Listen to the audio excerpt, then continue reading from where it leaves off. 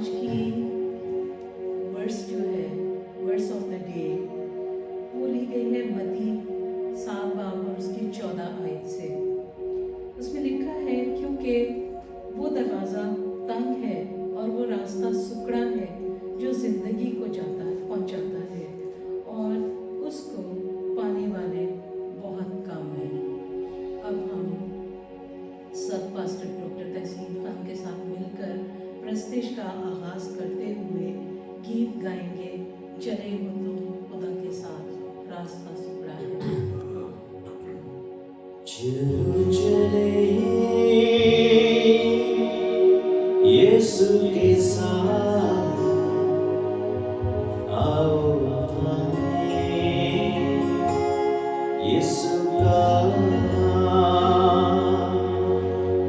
hallelujah hallelujah hallelujah